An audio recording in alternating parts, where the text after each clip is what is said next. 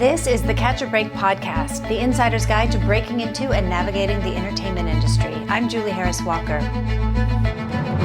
You can find us at catchabreakpodcast.com and all the social media at catchabreakpod, as well as all the podcast places. The presenting sponsor of Season 3 of Catch a Break is Revolution Entertainment Services, bringing digital accounting and payroll solutions to the production community. You can find them at www.revolutiones.com. Catch a Break is also sponsored by Cachet. Cachet is proud to introduce Cachet Pay, the no-touch, all-digital, pays-you-back AP system that you've been waiting for. And finally, we are also sponsored by Orlando's Motion Picture Catering, who has been feeding Hollywood since 2015. In this season, we are going to be talking with different groupings of crew members. We want to do a deep dive on all the different positions and understand how they all work together. For this episode, we're going to talk about putting the background in the forefront with a costume supervisor, an assistant director, and an extras casting director. Here we go. Let me introduce our guest.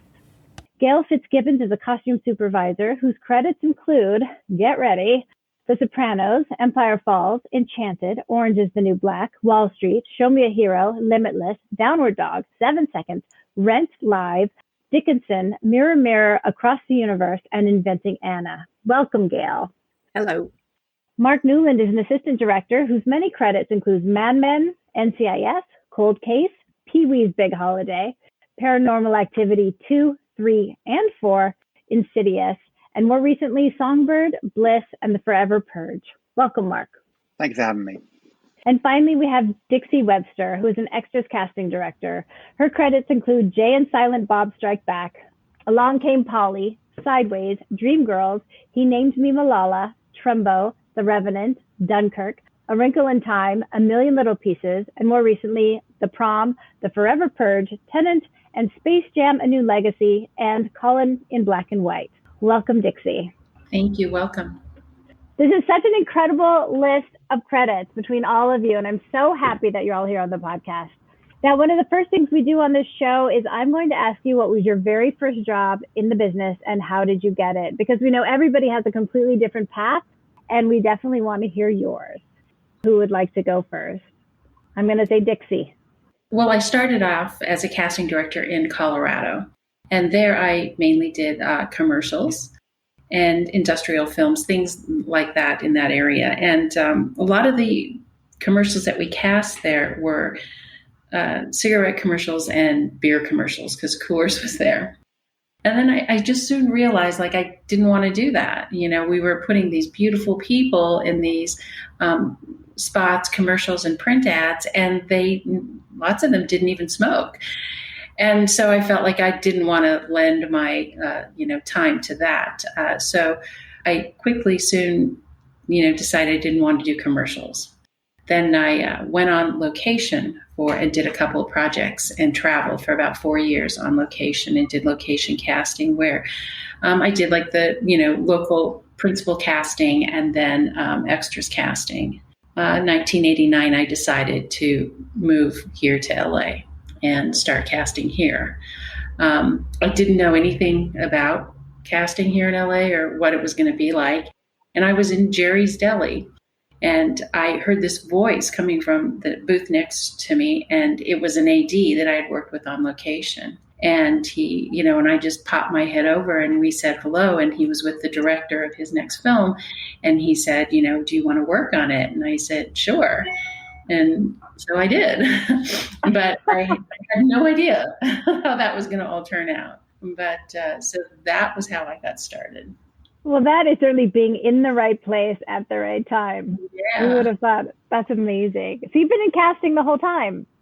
Yeah, I've always done casting, just different. And I did a little principal casting when I first moved here because I thought maybe I'd want to get into doing principal casting. It just wasn't the same. I felt like then it was more about dealing with agents and that kind of thing. And in extras casting, I felt like I could create more of a presence of what, the humanity of a project would be. And so I found like that was a better fit for me than to do, principal casting or commercial casting. That's great. Thank you. Yeah. Okay, Marc, what was your very first job and how did you get it?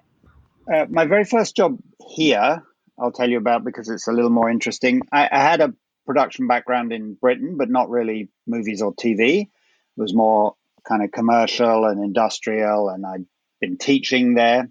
But when I got here, I literally went through a guide. It used to be called, I think, the 411, and it was all the industry contacts. And I cold called and got a job as a PA on a commercial for Dodgers a few years back. They did a bunch of commercials that were actually shot on 8mm film, and they were all kind of old and grainy. So we shot that, and we shot it at a real Dodgers game, but we weren't allowed to shoot during the game. So in between play, our section of the stadium could go wild and had to pretend like they were watching and cheering and throwing their hats and stuff. And the whole of the rest of the stadium was just staring at us, wondering what we were doing. And then when play started, we just had to sit and watch. So I got a free game to watch, and I got a job, but literally from just calling numbers. Amazing. All the perks. But has the 411 gone online now? Or is that even still a thing? I do not know. I haven't had to use it, thankfully. I know enough people now, so I really don't know if it still exists. Okay, someone will tell us. We'll look it up. Okay, Gail, what was your first job and how did you get it? I was in college as a theater major, and I came to New York knowing that I was going to be a Broadway prop person. I'd worked at different regional theaters across the country, and quickly discovered in New York that when you're the prop person, you're also the costume person in the off-Broadway shows. But that led to meeting a designer, Jennifer von Meyerhauser, and we just fell in sync together. I was fascinated by how the clothes helped create the character. And Jennifer got Mystic Pizza. She was a young designer and very inexperienced, and she hired me as her costume supervisor. I had no idea what I was doing, but I worked really hard every day and every night at the hotel to make sure, and that was my break into the business.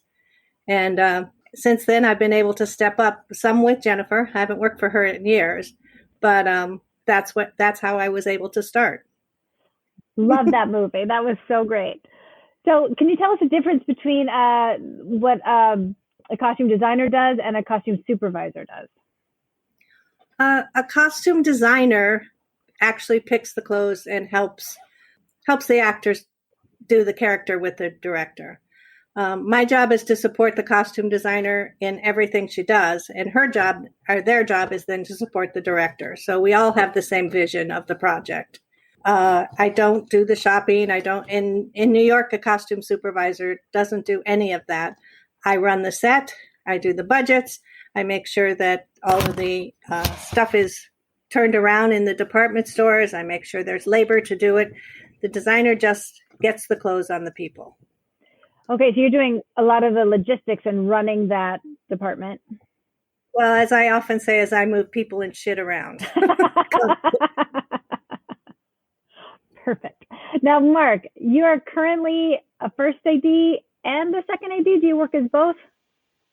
Yes, I'm transitioning across to firsting. So, but I still, you got to pay the rent.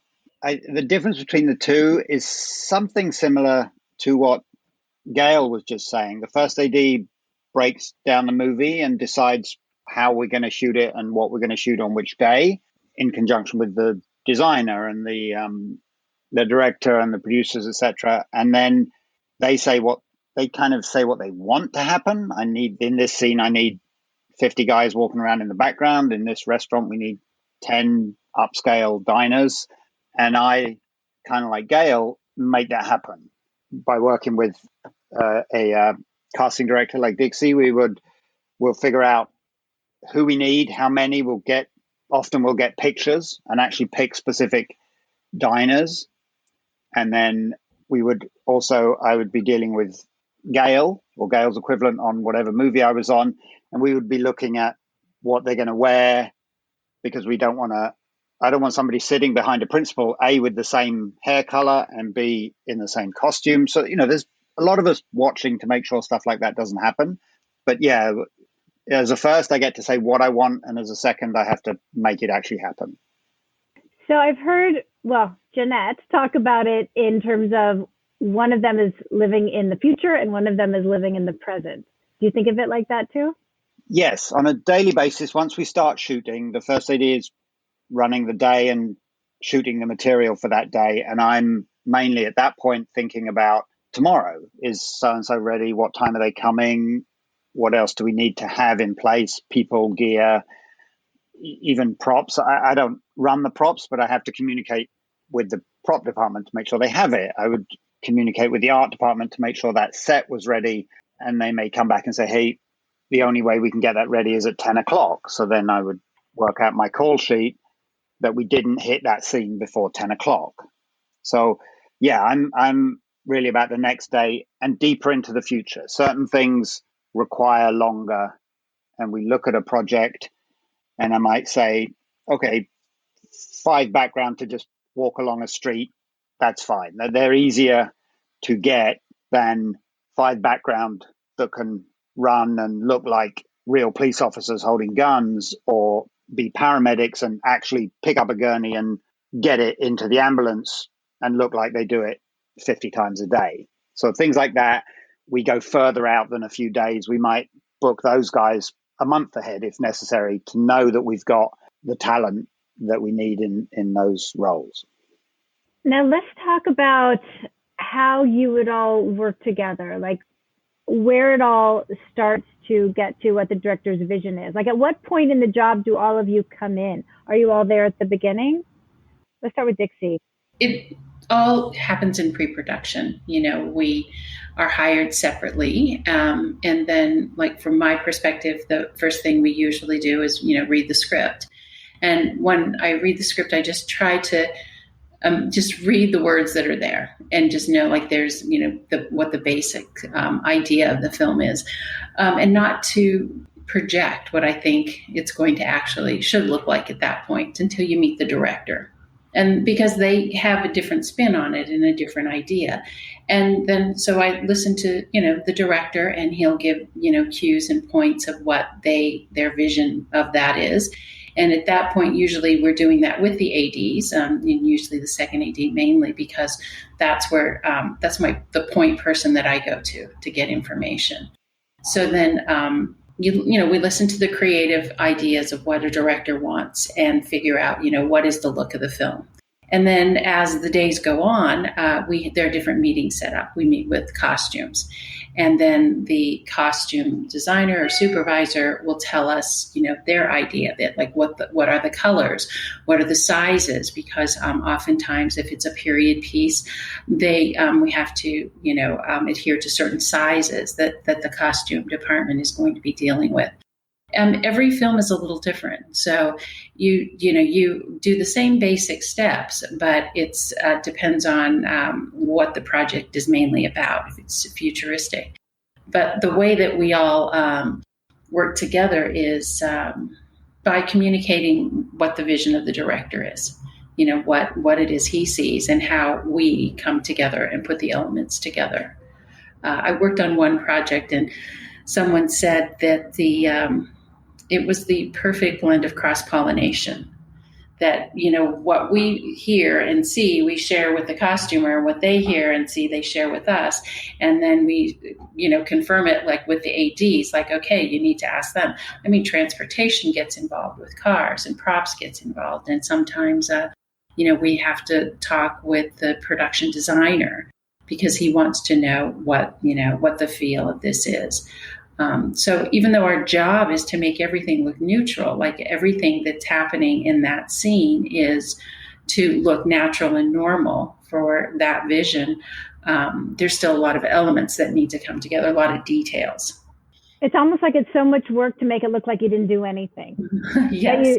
that you just plop them into the middle of New York City. But I imagine all of that is very carefully planned and orchestrated. Oh, yes. Yeah. Gail, let's talk about...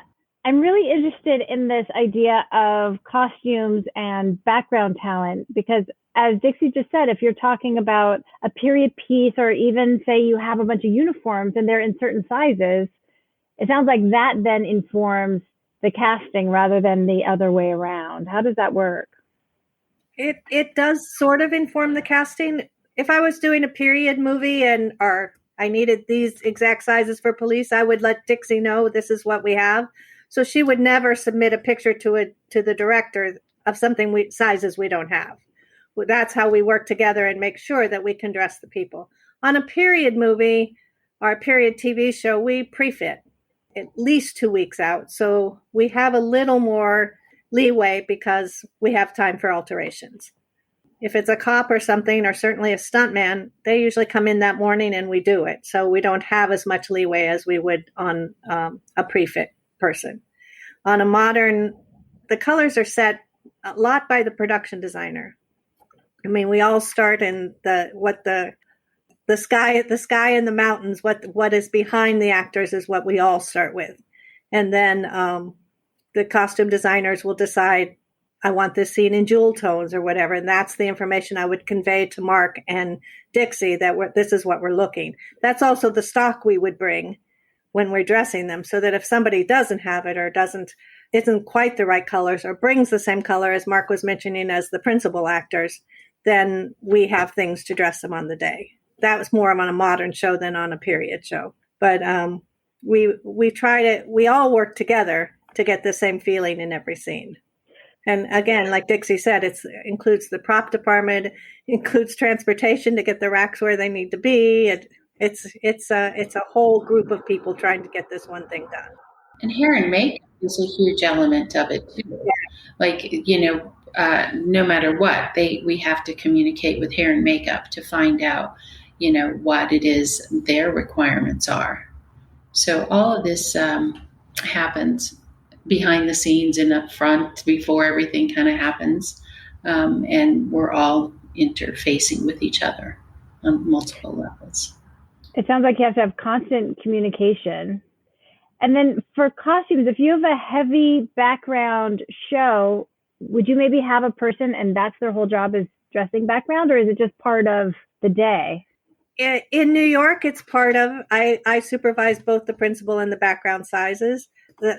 Whatever, I'm usually in the truck on set, but I do have a background crew, and and if it's a period show, I have a shop crew that I run, then the background crew, and then on the day. And I usually am there to dress the background in the morning and let my costumers on set the principal rooms because the designer is there with them. And I usually make sure the background is good for the designer before the designer gets there. Okay, so then Dixie, you've found them and hired them. Gail, you have now dressed them. And then Marc, is it on you to tell them where to go and what to do? I would give Dixie the details. So I usually don't speak directly to the background individuals. Sometimes we do on very specific occasions, but I would give Dixie the map of where we're going to go and where they should park and where they should walk to or which van they should get in. And Dixie would pass those details along to each individual. And then usually they would have a set of instructions to what they were going to bring. And I think that's a conversation between, in this instance, Gail and Dixie.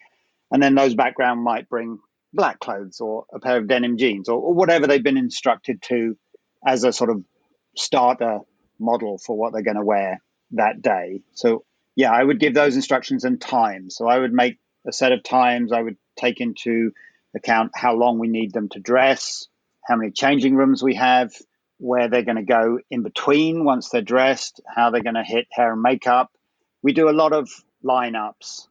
So I would often bring everybody to costumes in staggered times. We'd try and get everyone dressed. And during that process, as we could line up people, hair and makeup might come and say, hey, I need to fix that guy's hair. Or no, they're good.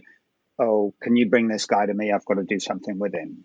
But we would want to do a lineup of them complete hair, makeup, and costumes before we let them up to set, just so that we know we're presenting our best face. Otherwise, if a director sees someone and goes, I want to put that person in here right next to the principal, and they might, their uniform is bad or their color is whatever. So things, we make sure that everything that is ready before we send it up to set and they start working with it there. And then once they're on set, whose job is it to say, You 3 people cross to the right, you 4 people cross to the left. Usually that's the second on set. So you have a first AD, a second AD, and in America you have a second. In the rest of the world, they're called a third AD, which it makes much more sensible. But the second is on the set. So the first AD, in conjunction with the director, will say, okay, we want this to happen in this scene. Bunch of people come from here, bunch of people working in the office, guys working through with coffee cups or whatever. And the second, and if it's a big crowd, there may be additional ADs as well. So if you were doing a stadium, there may be 5 ADs running around the stands, setting those background. The director and the first AD will look at it, and then you'll get notes. Start that guy a bit later. That guy's kind of too eye-catching, put him further back. And then sometimes you'd set very specific background that maybe the director wants to enter the scene on a cut.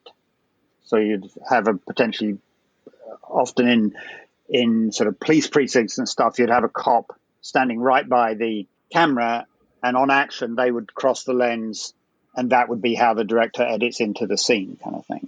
So, but all of that happens on set, and then we would take it from there. So is there ever a third AD in America, or you just have a whole string of seconds? We have seconds, and then we have additionals, and you could have 10 additionals. They all get the same title. Canada's probably the nearest place that calls them thirds. You can, if you notice in credits on movies, you can get an idea where they were shot. Anywhere in Europe or Canada, it'll say third AD or crowd AD, and in America, it will stick with second or additional AD. Isn't that funny? Do you know the origin of that? I do. It's kind of boring. Do you want it? Well, you haven't really sold it, to tell you the truth. No, it's a contractual thing, as ADs were added to the contract. So back in the day, you'd have a first AD and a second AD and no others. And then when they added the second AD, it was the equivalent position, and you staggered their start times. So it was a different position, because when the second AD went home to stop being expensive, the second AD continued with exactly the same work. And now it's kind of different. I'm offset about the future for the most part, and the second is on set about today. I would just like to add to Marc in his lineups. We do lineups in holding every morning, and a designer will say to us, I love these people. And we will divide background sometimes in groups A, B, C, D, so that when you get to set, the ADs know these are the people we want to see around the principals. So it's another way we all try to make the picture. Yes, and sometimes those A, B, C, D codes go all the way back to the beginning. So we'll cast background as like, this is our group. These can be right up close. They look fantastic. And then these are okay. These will go behind. These guys can really only be across the street, buzzing backwards and forwards. So the ones in the way back are wearing their own clothes. It would depend on each job, but yeah, we do often break things into the groups like that. Now, do you all get a kit rental? I do. And what's in your kit, and how do you build it? My kit is a 24-foot truck full of stuff. It's 16 racks full of boxes and clothes. I was lucky enough to be on a project a million years ago that went down, a TV show that went down, and the producers sold me everything for $1,000. And that's what started my kit. And I have probably 600 or 700 ties and jewelry and belts and T-shirts and socks and aging and dyeing and sewing and all the sewing machines. I have a lot. I do also carry like generic waiter, that sort of thing, construction worker, all the things that ADs like pull out of their butts occasionally, so that we have it there ready to go. My kit is excessive, and I hope that when I retire, I want to give it to somebody for $1,000. That's great. Marc, do you have a kit? I sort of do. It's mainly my computer and my phone. I do have a little folding table. Sometimes you end up on kind of rough and ready shows, and you literally need something to put the vouchers on while you're checking people in. So I have one of those sitting in my garage, but generally I facilitate more. So if something needs something, there's a department, they'll go to props, they'll go to costumes, so I don't need to fix things as much as I need to identify them and hook them up with the correct department kind of thing. Okay. And Dixie, you shook your head when I asked about kit. Well, we don't have an actual kit, but this would be the equivalent, I think, to that. There's a group of extras that are professional extras that, all of the casting directors in town kind of pull from. But what we do is different. And our kit, I guess, would be that for each show we read the script again, decide what the look of it's going to be. And then we do casting calls. And we look for those specific types of people, for real people in those situations. And so we build every project, based on what the look of the film is by doing open casting calls. Some of the people are just going to be in it one time, be in a film one time and never again. Some of them we get really good people that we can use over and over again. On Tenet, we had to get 300 military guys to work for 3 weeks out in Eagle Mountain, which was this, there's no people living out there in that area. So we had to go and do all these different casting calls, and we did it all in, areas around. So we were able to pull that together to get basically what they wanted us to do was to build an army of 300 people that could run forward, backwards, do work with the stunt people and just look like military. So we, created that by doing all these different casting calls and gathering all those people and having that as sort of our kit. When different films require all different things like that. When we did Dunkirk, they shot all in, most of it up in Europe. And when they came here, they didn't want to see the difference between like military guys, back in that time, and military guys now are, our guys are bigger, beefier, look more, healthier, stronger, I guess, is one way. And there they were 18-year-old kids that were really small and thin and, in being brought into these situations. So, matching that, we had to do open calls to make sure that we found the right size guys that look like that. And, of course, the AD did tell us that the director said he couldn't tell the difference. It was seamless between what shot over there and what shot here. So I think that's sort of our kit, is like, what are we looking for, and how do we find that? One thing is sometimes people will say, oh, that guy looks like he's straight out of Central Casting, as if that is a compliment. And to me, I think that's perpetuating a stereotypical look of what something is, instead of saying, looking at something from the perspective of how does it really fit into the look of the film, instead of it being a stereotypical, kind of look. Well, it's also funny when people say that, because Central Casting is an actual company that is still actually working, but it's become such a generic thing to say. Yeah, and there is a place for all of that. It's just a different system. There's some shows that's the company that they should, go to when they're doing a very basic sort of project. It seems like the projects we end up doing require a little more work and looking for the types of people that we need. We are more of a crew member, where we do, like, the first person I talk to in the morning is usually Marc or his equivalent. The last person I speak to at night is, Marc or his equivalent. It's just because there's so much information that just gets communicated, where they're not just calling in an order. It's all the prep things that happen way ahead of time that I think that's required. I would love to hear, what is the craziest thing any of you have ever been asked to come up with? Actually, I have a couple of things. Bring it. One, in Mirror, Mirror, Julia Roberts had that gigantic wedding dress, and it weighed probably 200 pounds, the skirt of it, and we had to build a cart so that she could walk.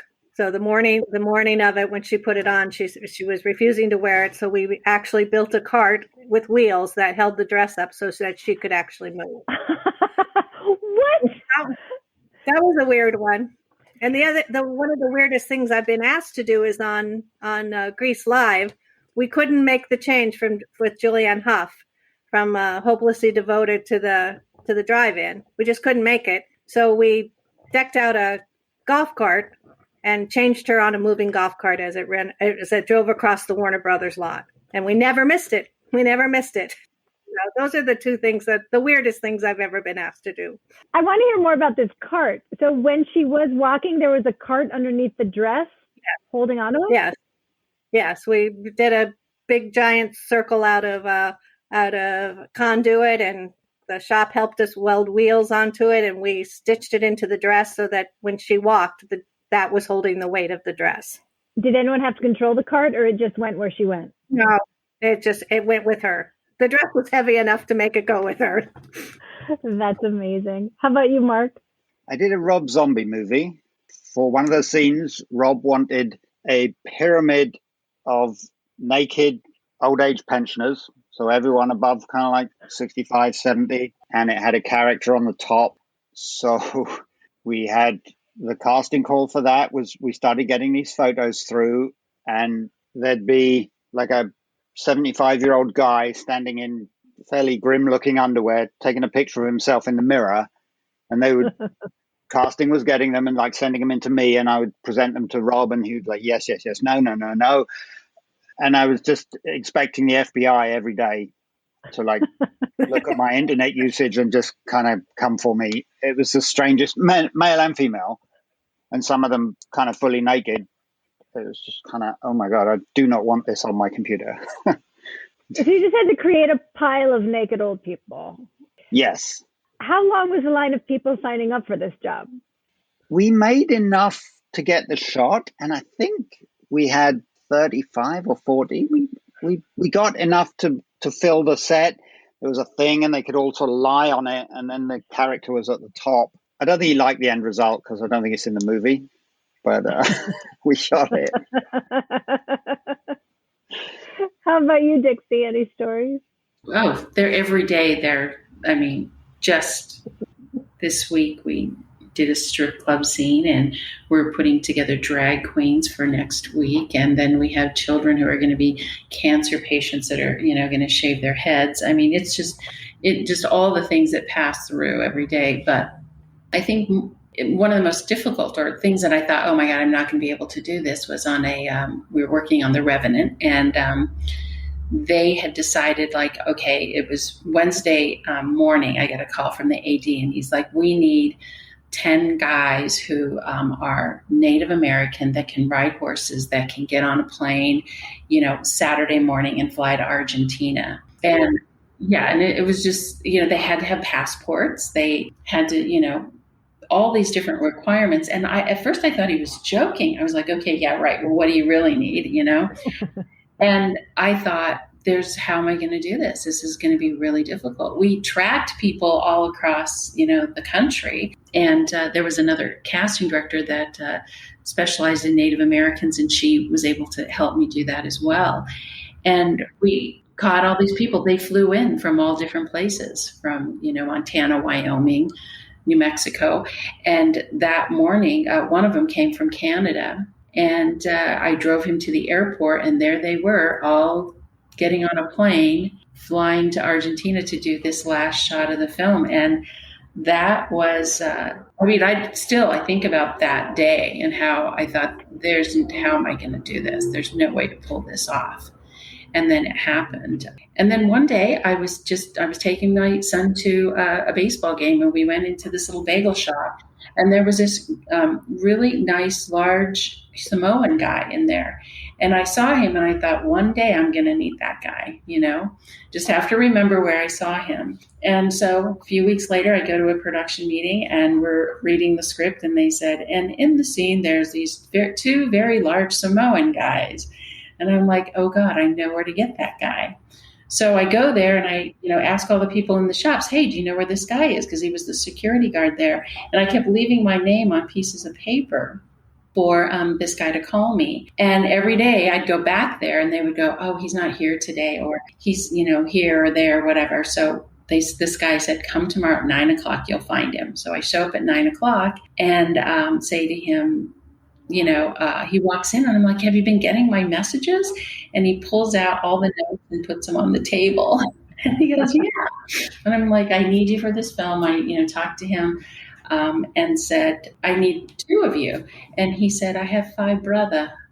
And I was like, yay, I hit the Simone jackpot. And he came to the set and they liked him very much. The next episode, they wrote him in a part. So he, got upgraded and got a part. And so I don't know, for me, it's fun. Every person is important. Every person that you meet, you kind of make a mental note like, oh, wow, that's where I can get that. Oh, that's where I need to look for this. Because, we're constantly looking for the right person for a certain scene. So crazy things that they ask for every day, every day. That's amazing. Like, have you ever had that happen where you go and you find that guy and then he says, get out of here, I don't want to do a movie? Or do people usually jump at it? No, I think that most people, that's kind of one of their bucket list things. They kind of want to do it. Like I said, there's a lot of people who will do it one time and they'll be like, this is for the birds. I'm not doing this. And then there are some people you keep them in your back pocket and you call them every once in a while. And so when you call them, they're kind of good for it. I mean, the good part about our job is we're calling them for a good reason. Usually when they get our call, they want to take it because we're going to offer them a job. If they're reliable and responsible, they're going to get paid to do what we're asking them to do. So, Marc, have you ever had a situation where the director asked for something and as much as you wanted to say yes, you knew it was absolutely impossible, where you were able to talk them into something else that still got the job done? Yes, probably the most recent example is we did a scene in a movie that was a whole bunch of people kind of crossing a border to a safe zone, and they wanted a baby. Only we shot out in the desert in past Acton. So the babies have very strict rules as to the length of time they can work and the time of day. There's meant to be like a newborn baby. And we also were shooting in kind of November and December. So all through prep, I was pushing to not have a real baby. You can get animatronic babies, which are stunning. I mean, half the things you ever saw on Grey's Anatomy were robot babies. They're absolutely fantastic. But also people have seen American Sniper with the unfortunate scene where the baby's arm falls out and it's quite obviously a doll. So directors often are like dead set against it. And we had to bring in the baby guys, which takes 2 guys to control it. And we rented the baby and people held it in the office kind of thing. And everybody looked, it's like, yeah, that's a real baby. I mean, it's not, it's a robot, but we had to go to that expense to prove. And that was really just to bring a live baby to the middle of nowhere in the middle of winter in a desert. And we succeeded and the shot looked great. And I've actually used that baby in another movie since. So yeah, that's probably the biggest one. We're not really as an industry trained to be people that say no. Generally, the most ridiculous thing asked for, we will achieve, and across all departments. But I would say at this point, something that has happened to me just a couple of times. Most of the time with a director, you understand their vision and then I communicate it and we get what we want. And casting director will send me, say, 20 photos and I'll look at them and I'm kind of like, ooh, I bet he picks that guy and this woman and that. I bet it's like these 6. And a lot of the time you're correct. And you show it to the director and they're like, yeah, this, and this. And you're totally in sync. And that's the best way to be. And that's really great. But a couple of times I've done a movie where nothing I ever picked was the choice the director made. And it's fine because they got their choice. They look at the pictures, pick totally different people. I pass it on.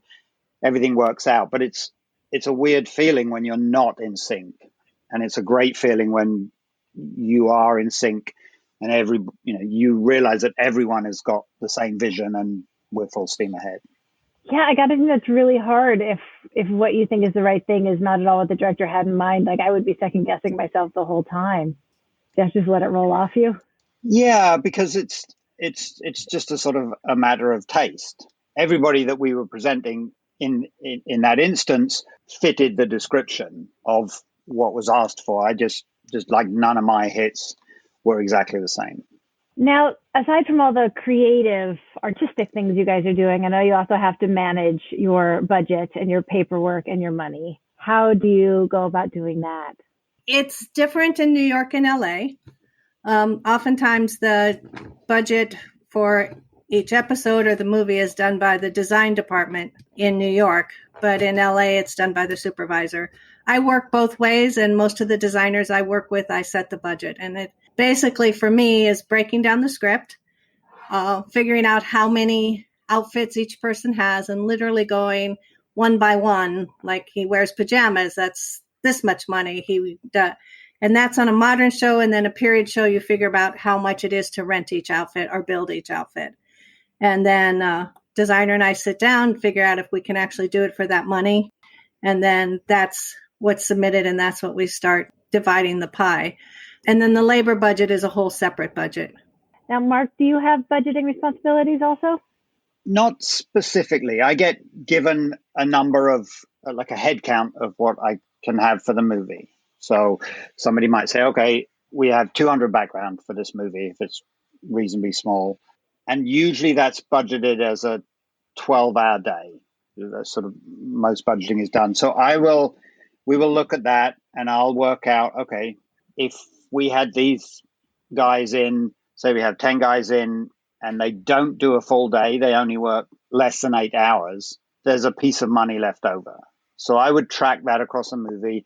Or also if a guy didn't show up, we only got 9 guys instead of 10 one day. So that's, and I keep track of those little sort of bonuses. And it may be that we get to a scene and we really need a few more people to like fill the bar or just something to make it a little bigger. And I will have known tracking my movie that, hey, look, we didn't have a guy here. These guys we sent home early. So we can afford another 10 guys to boost this scene.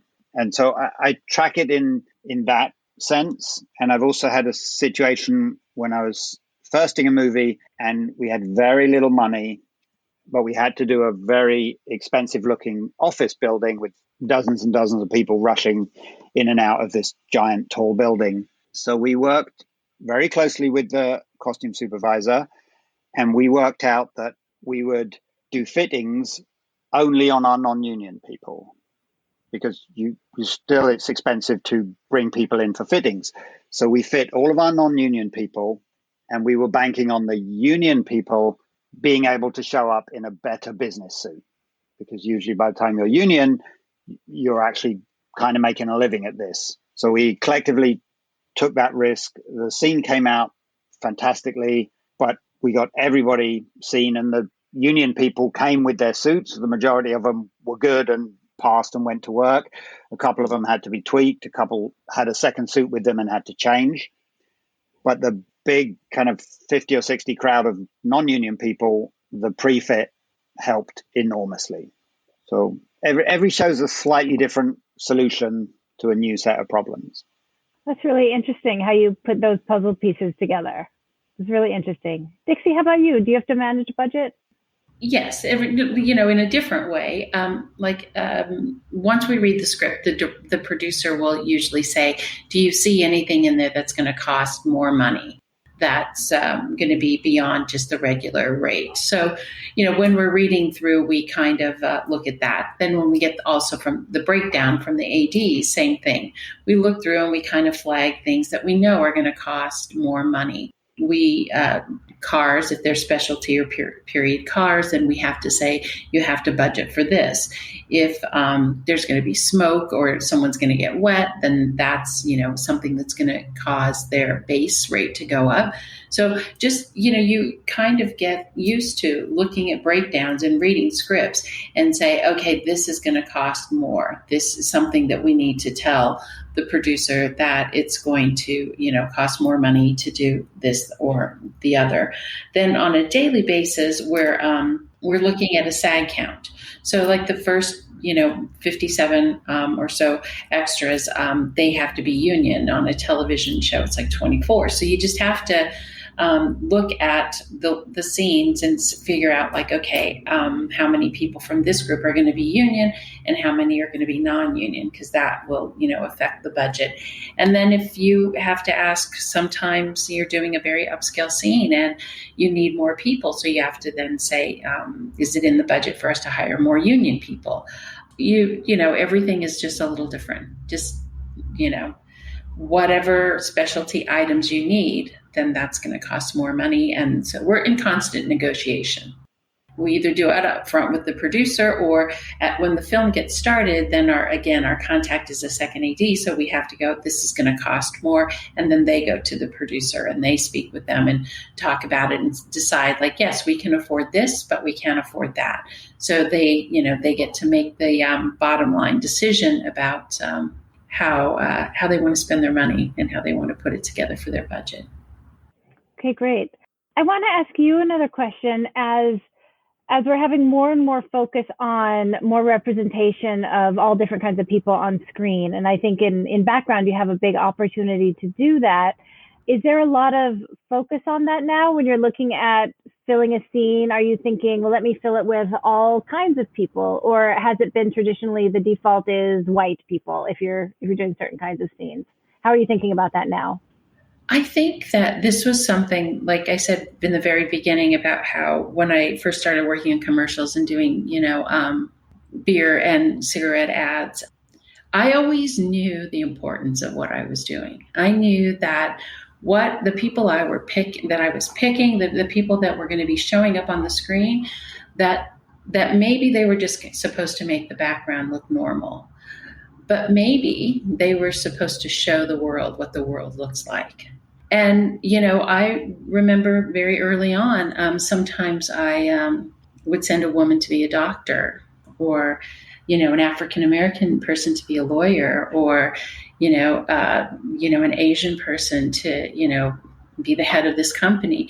And if we would sometimes get a call from someone saying, wait a minute, why we don't, we weren't planning on this person, being a woman, and we don't have the right, whatever, look for this person to be in the boardroom as the, female executive.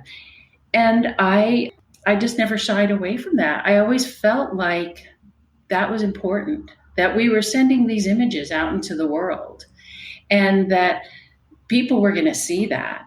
And that was part of, I felt like my personal job was to make sure that things didn't remain stereotypical. And, sometimes some people didn't like it, or they, changed it once it got there.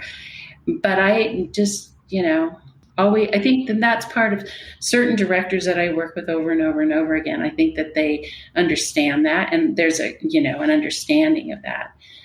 When it's during a period of time, film, and, you have to portray it as it was, that's one thing. But when you're dealing with something where you do have a choice, I feel like the choice is always to be inclusive, always to say, yeah, some person is going to see that, some little girl, some little boy, and say, I can do that, I can be that. And it could be it could be a very subtle thing that you're doing, but I think powerful in a way. It's the same thing, I'm sure, with costumes. When they're deciding and designing something, they realize that they're, going to set a trend, or they're, going to start a new movement in certain ways and things. And I think of it the same thing with background. You have an opportunity to show that. And so it's all interesting. It's I love it. Yeah. And it is so important and powerful. And I love that. Send them in there and let them tell you why the executive can't be an Asian female. Go ahead. Yeah. Mm-hmm. Explain why that can't happen. Yeah, and most times I think now and more it's, it's definitely thought of in that way. But, a long time ago, I decided if we ever do cops in a, jail scene, that the perpetrators are not going to all be ethnic. That's not how it's going to go down, that it has to be changed. There has to be a change. And if that's the small thing that you can contribute to the world, then I feel like, then that's what I must do, rather than perpetuate the same, ideas over and over again. great. On my last job, which was a Shonda Rhimes job, it came from Shonda. Not that it wouldn't have happened anyway, but she always said she wanted to see the world the way we wanted to see it, not the way that it was. And every scene was very diverse, and there was no, doctors. It didn't matter to her. She just wanted diversity. And it was so refreshing to not have to fight the battle. Well, she's done it for 20 years now on Grey's Anatomy, and it just has happened. So it's been proven. It's not hard. It can be done. Yeah. Oh, Mark, did you want to jump in? I was just going to say, I recently did a movie with Dixie. In fact, we did reshoots in LA for a movie that shot in Philadelphia. And the few scenes, the week and a half of work we had to do here, I looked up on the internet demographics of Philadelphia from the period and from the areas of town that we were specifically doing the pickups for. And then I was able to tell Dixie, okay, we want a gender breakdown of this for these scenes, and we want an ethnic breakdown of this. And what we did for those few scenes matched Philadelphia. And we also, the thing I hear most from directors is they don't want Hollywood. So they don't want their background to be a swarm of beautiful people and look like a kind of Oscar party. They want normal looking people. They want the audience to feel that this is a scene that really did happen, because all those people in the background are normal people like you see when you're out walking on the street. So that's something that we always get asked and go for. But yeah, I would agree with the Shonda quote of doing what we want the world to look like rather than what it may actually look like. Okay, I think that brings us to our martini shot, which is our last shot of the day. So I would love it if you would leave me with either what do you think is the most important part of your job, or what do you want to leave the audience with as your words of wisdom as people are trying to find their way? I don't know if I have words of wisdom for people, but I always try and motivate the background. I don't want them to look like just kind of zombies passing in the background. So if I'm setting cops or hospital people or something, I try and have their own story, and they will give you a better performance. If I ask someone to walk from left to right, they'll just sort of walk left to right. If I tell them, you're going from this and you're taking this piece of information to him and it's really important, or you're the doctor, you're rushing down because there's a kid in the ICU and something's happening. And that background person then has a motivation and they just look better on screen. And generally, the more you give your background, the more they'll give back to you. I try and explain what the scene is. I try and explain why we chose this group of people. And if they did a great job, I thank them at the end of the day. And if I'm able to, I tell them when and where they'll be able to see what they just did. Great. Gail, are you ready? I think my words of wisdom are to the kids that worked for me. I've brought a lot of production assistants up, and many of them are now designers on major TV shows. And I think the costume department, no matter what you end up doing in the film industry, it's good to do a tour in the costume department, because you touch everything there. You touch casting, you can watch a fitting, you can see a character being built. And I believe it's one of the few places to work as a production assistant where your job is not getting coffee. Your job is being part of the process of making the show.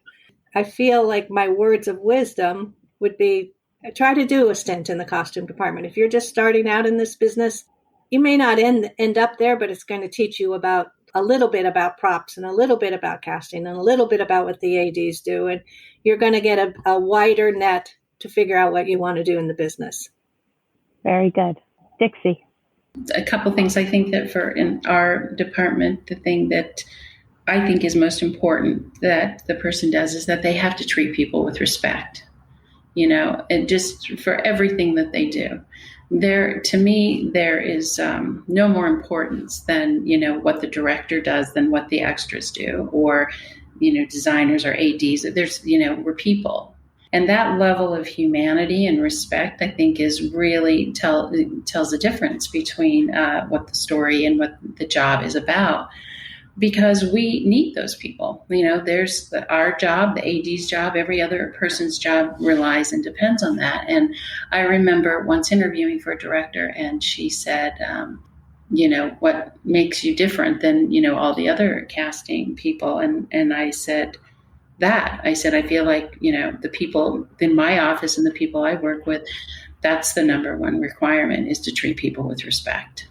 And I think it goes a long way. I think that that's something that if you're a person who, enjoys a lot of puzzles, because it's a huge puzzle what we do every day, you like people, because you have to really like people to do this, and you want to deal with a lot of other creative people, because eventually our department becomes one with the costume department. Like, we're constantly, dealing with what their needs are, and they're helping us with what our needs are. So we end up being one. The ADs, we end up, like I said, I talk to them more than I talk to my family members at times. We deal with the accounting and, producers and all the. So if you're a person who kind of has that part of your personality that likes people, I think this would be a good, job for people who want to do that. And the work that you do actually shows up on the screen, like, that's the bottom line. Like, eventually you're going to see it up there. The people are going to be there. And if they're the right people, the right look, and they've gone through the whole hair, makeup, and wardrobe process, we all did our jobs. So, yeah, I think that's it. Thank you so much, all of you. Gail Fitzgibbons, Marc Newland, and Dixie Webster Davis. I didn't realize this episode was going to be all about background, and I learned so much. This was great. Thank you so much for doing this. You're very welcome. Thank you. Thanks, you guys. We hope you enjoyed this episode of Catch a Break. We'd like to thank our guests, Gail Fitzgibbons, Marc Newland, and Dixie Webster Davis. And special thanks to Alternative Rentals for their support. Alternative Rentals is a premier cinema camera house that supplies digital camera equipment to high-profile scripted TV shows, feature films, and commercials across the nation. With offices in both Los Angeles and Atlanta, Alternative Rentals is committed to providing their clients a 5-star experience in all budget ranges. And also special thanks to Groovy, reinventing the playing field in entertainment worldwide. Find them at groovy.com.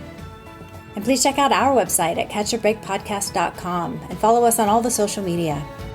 Catch a Break is produced in partnership with Catchlight Films, Rose Colored Pictures, and The Other 50%, and is edited by Lasta Drakovic. Our theme music, Mantra for a Struggling Artist, was composed by Andrew Jocelyn. Thanks for listening. Be sure to check out our next episode where we talk about how production assistants and coordinators fit into all this, with a key set PA, a production coordinator, and a post coordinator.